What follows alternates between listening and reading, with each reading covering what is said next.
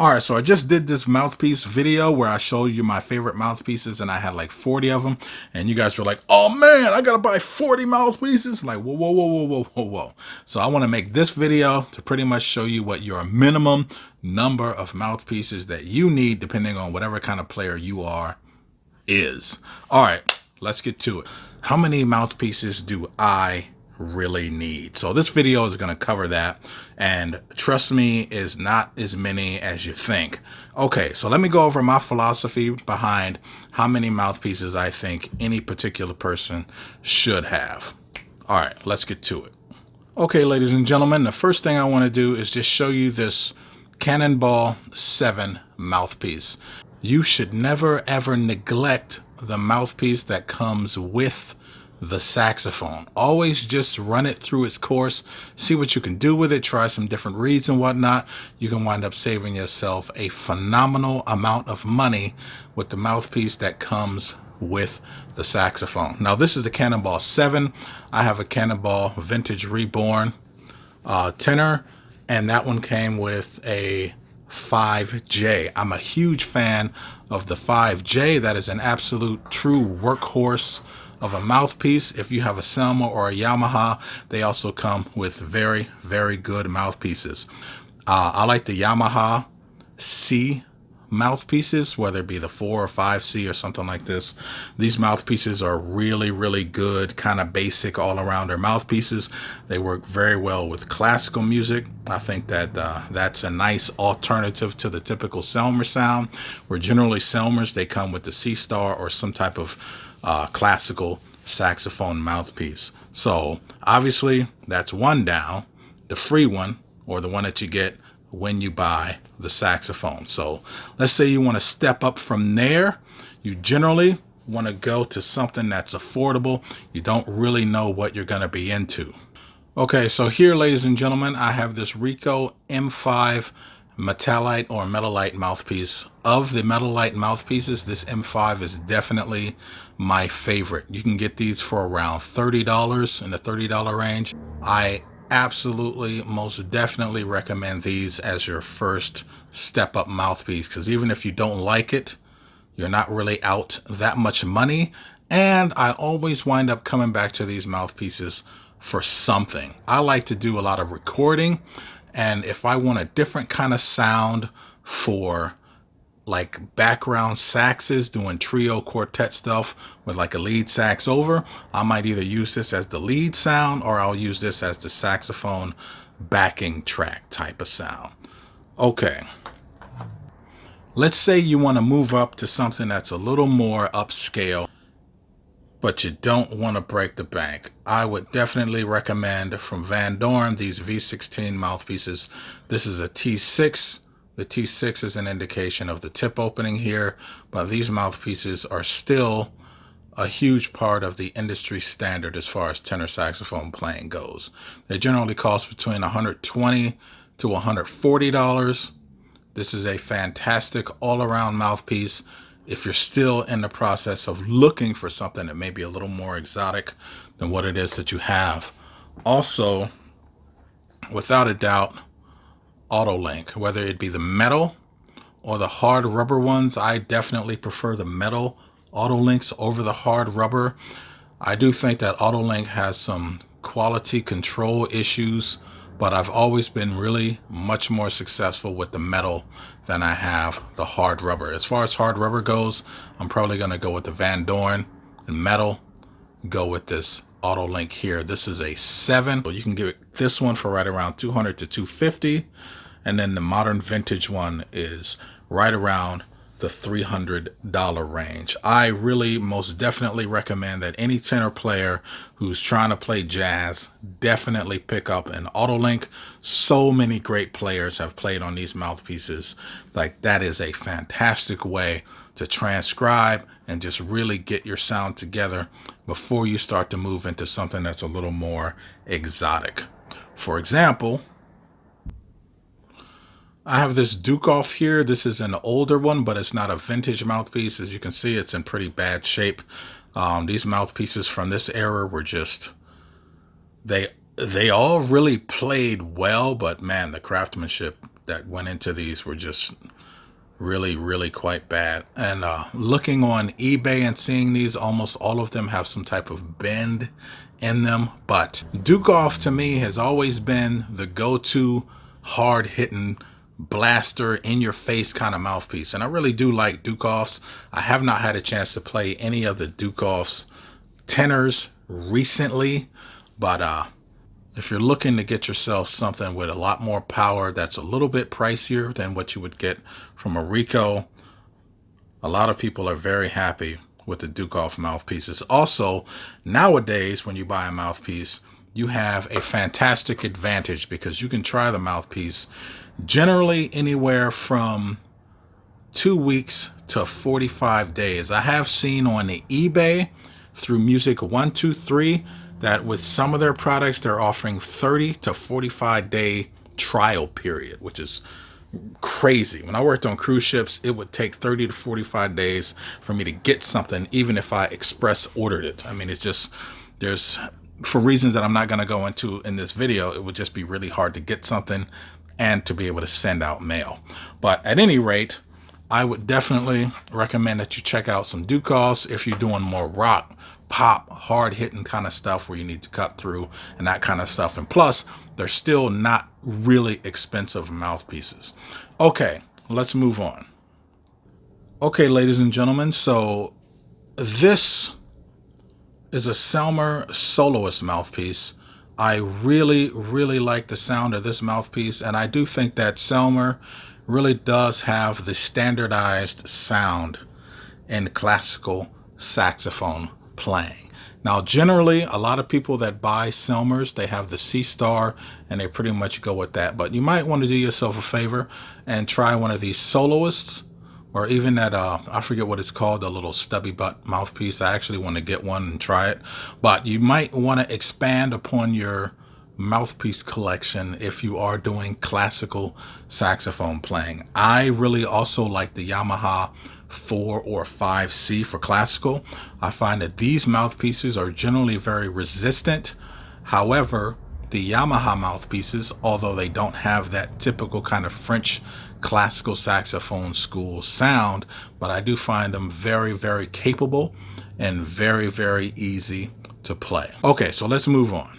Okay, ladies and gentlemen, so this thing gets a lot more challenging and a lot more expensive when you are a doubler. So I play flute, clarinet, soprano. I'm gonna get another alto, tenor, and bari. So these are two bari sax mouthpieces from Rico. One is the Metalite and the other one is the Graftonite. I really like these mouthpieces. I most definitely prefer this over the Graftonite, just a personal choice. Also, when you pick up something like this as an affordable option, you might want to get yourself some kind of synthetic reed. I like the Fibercell and this Legere here. Personally, I prefer the Fibercell with this mouthpiece that's here. It's just a very easy thing to play. And if you don't have a lot of money, you do not want to go around spending hundreds and hundreds of dollars on something that you might not like. And you also don't want to wind up picking up something that you can't even physically play because the tip opening was too large. At least with something like this, I think that they are mostly very easy to play. And with a synthetic reed, you can get through the gig quite nicely. As far as doubling goes, obviously with soprano, same kind of deal. Alto, tenor, bari, whatever. Okay, let's move on. Okay, I talked about this in a whole completely separate video, but I'm going to bring it up in this one because if you absolutely positively want to minimize the total number of mouthpieces that you have, let's say you're a professional recording artist and you are famous for having a legendary type of sound. For me, from my personal sense of security, I love having a mouthpiece that is exactly the same, but one tip opening size bigger. This really helps me when a reed starts to get a little too soft on one mouthpiece. I can just take that reed and bump it up a step. Also, I would recommend that you have 3 mouthpieces as an absolute minimum. Let's say you get one of these Ricos here. You got this M5. I would get another Rico M5 that is exactly the same in case something happened to that one. And then as another alternative, I would get one that was one facing bigger to accommodate the reeds in the fashion that I just said. Okay, let's move on. If you are some type of professional recording artist, then I would say your minimum should be 3 per saxophone. So in general, you usually have the one that you like to play. You have a backup that's exactly like it, because nothing is worse than you playing on a mouthpiece for 20 years and then bang, they stop making the thing. And then you're just terrified to find something else. So buy this, buy another one. And then, like I said before, I very much like to have the same mouthpiece with a more open tip. Here I have my Van Doren Metal T6 V16 mouthpiece. This has been my workhorse of a mouthpiece right here. Now, when I buy a mouthpiece, there's usually something very, very specific that I'm looking for, whether it be on the low end, the medium end, or even on the high end. But with this mouthpiece, I was most definitely looking for that one mouthpiece that I could pretty much get away with playing everything on. So if I only had one mouthpiece, it would be this one. Now, with that being said, you are definitely going to make some kind of sacrifices. I've always found this mouthpiece to be a little bit resistant. So as a backup, I've been using the Cannonball 5J. That is a mouthpiece that came with the horn. And using both of those pretty much covered all the gigs that I needed. I mean, I know that's only 2, but if something happened to one mouthpiece, I would really feel like I'm missing out big time. Okay, so I don't know what your playing needs are, but I very much like having a type of all-around workhorse of a mouthpiece. That's also why I've labeled this one my favorite, but I am actually looking to replace this. I've been playing some other mouthpieces recently, and I am in the process of finding a new type of workhorse mouthpiece. Okay, so let's get to the final part, and that's going to be the high dollar mouthpieces. Okay, ladies and gentlemen, so here I have 2 of what are my most expensive mouthpieces, and they are actually 2 of my favorite mouthpieces. And I use these mouthpieces for 2 radically different things. So let's start here with this gold-plated Gary Segal mouthpiece. This is a TAM. This is one of the new ones here. Now, I got this mouthpiece because I wanted to really target the smooth jazz sound. I really wanted to develop that specific kind of smooth jazz genre and get more into that. And I bought the Kirk Whalum style of this mouthpiece. I've been very happy with it. Now, it's hard for me to recommend any of these mouthpieces at these prices to anyone because they are very specific in what it is that someone would be looking for. Now, I was definitely looking for some type of Kirk Whalum style mouthpiece, but for things like this, I would say if you're interested in buying these, find out what the return policy is, so that way you can try it, make sure that you like it, and then you're not out of a lot of money in case you don't. And this mouthpiece here, I got this one from Roberto's Winds in New York. I ordered this online. The shipping was great. And this is an Autolink hard rubber, basically a tribute to the vintage hard rubber mouthpieces of yesterday. This is a fantastic mouthpiece. Absolutely one of my favorites here. But again, you want to find out what the return policy is, or what if they have a trial period or anything like that before you start to spend a whole lot of money on mouthpieces. Otherwise, you're going to wind up spending a phenomenal amount of money. So let's answer the question that I posed with this video. So how many mouthpieces do you need, really?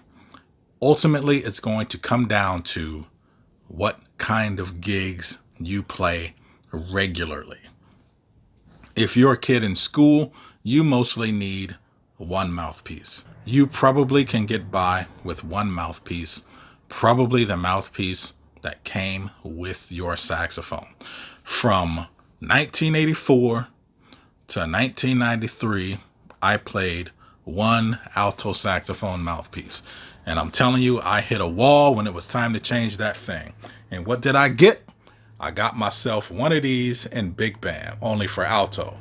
I don't know, I think they actually make these for alto now, but man, I was a happy camper and people couldn't believe the kind of sound that I was getting out of a mouthpiece like this. So I've always had a lot of success with these kinds of Rico mouthpieces.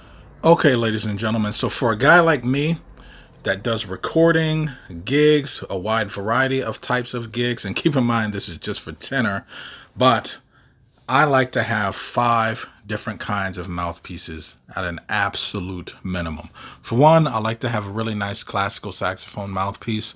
I really like classical music. I like Debussy and Satie and whatnot. And it's nice to be able to play with that type of classical sound and do some recordings and whatnot. It's fantastic. Here, this one represents the mouthpiece that comes with the horn. Like I said, you can save yourself a lot of money and a whole lot of effort by just really giving a good once-over to the mouthpiece that comes with the horn. I definitely like having an all-arounder, just in case something happens, whatever, you got that one mouthpiece that you can get by with pretty much everything. Over here, I like to have that luxury item, because that's pretty much what this one is here, which is that high dollar mouthpiece of your choice. Whatever it may be, find that really good thing that you like. And over here, this is my Blastomatic mouthpiece that's just really offensive to everyone. If you gotta have just one mouthpiece, I definitely recommend you get some type of all-arounder. This is a nice all-arounder mouthpiece. I mean, your all-around mouthpiece might be different from this one. I'm not paid or endorsed by anyone, so I'm not telling you that you should run out and get one of these. But what this mouthpiece represents for me is a fantastic all-arounder. So if you had to have just one, I would definitely recommend that you get a mouthpiece that you're very capable of playing a wide variety of styles on. If you gotta have 2 mouthpieces, hey, get yourself an all-arounder, and don't forget about the mouthpiece that's in the case that you got for free. All right, the last bit of information I want to go over for you guys, ladies and gentlemen, are reeds, because maybe you don't even need to get a new mouthpiece at all. Maybe you just need to switch your reeds up radically. Reeds play a humongous role in what your tone and what your sound is like. Just by switching from synthetic to cane or cane to synthetic, you can really make your mouthpiece sound like something completely and totally different. It's something that you're very familiar with, so that way you keep that consistency going, but now you have something that feels and sounds like a new mouthpiece. So even going from different brands, I play Van Doren mostly. I use Lavazzo Soprano, but I've switched it up a little bit, and I was really amazed by how different the sound could be. Okay, all right, ladies and gentlemen, I got this blues video that's going to be coming up. You guys have been asking me a whole lot about a simpler way of approaching the blues. Just going to plug the next video. So I hope you like this kind of content. If you do, don't forget to subscribe, hit that like button. All right, ladies and gentlemen, hope I was able to help you out. See ya.